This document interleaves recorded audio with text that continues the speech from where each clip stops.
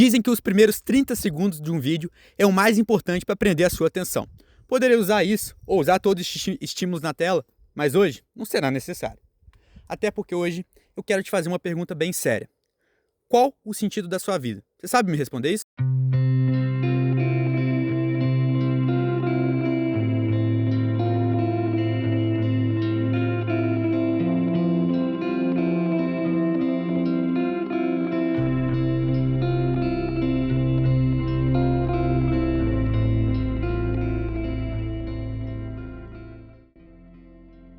A primeira pergunta que temos que responder é: o que é viver?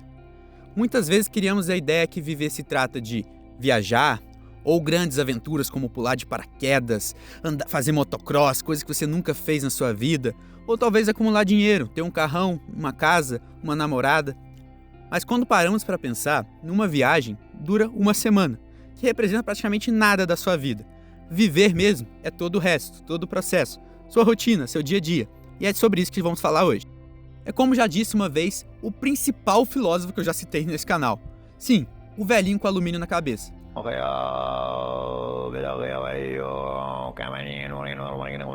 A felicidade não está no topo da montanha, mas enquanto escalamos essa montanha.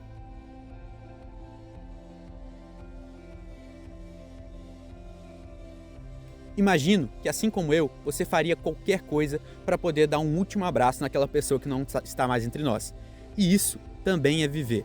Se você tem a oportunidade de se encontrar com seu pai, com a sua mãe, com alguém que você ama, aproveite. Isso é a vida. Poder dar um abraço, poder sair para comer junto, poder ficarem juntos sem fazer nada. Isso é viver.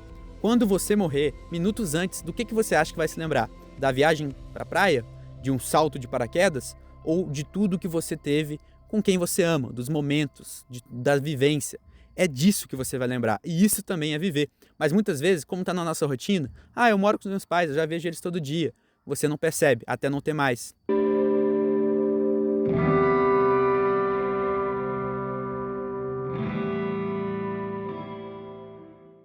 Contemplar a vida em si também é viver.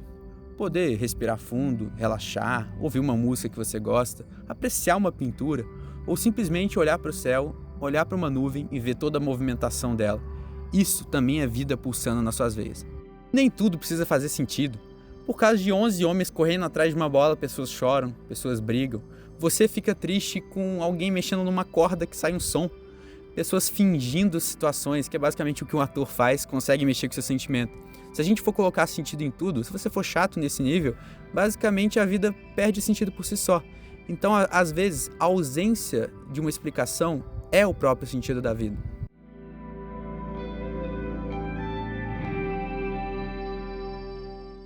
Instantes em que vivemos de maneira pura, simples, às vezes intenso, mas isso é verdadeiramente estar vivo. Porque o universo pode sim ser indiferente, mas eu, você, nós não somos indiferentes. Nós sentimos, e isso basta. O que eu vou falar agora pode soar um pouco contraditório, mas se nada importa, então quer dizer que tudo importa. Como assim, Gabriel? Se sua vida não tem sentido, acaba que é a sua função dar um sentido para ela. Então quem escreve o livro da vida é você. Então cada letra, cada frase, cada capítulo se torna ainda mais importante. Mas, Gabriel, eu nem sou escritor. Meu gafanhoto, nessa história da vida, ninguém é. E é esse livro, que é escrito aos poucos durante cada dia da sua vida, que você vai ler ao morrer. E os capítulos que mais vão te tocar, os capítulos mais importantes, são aqueles em que você...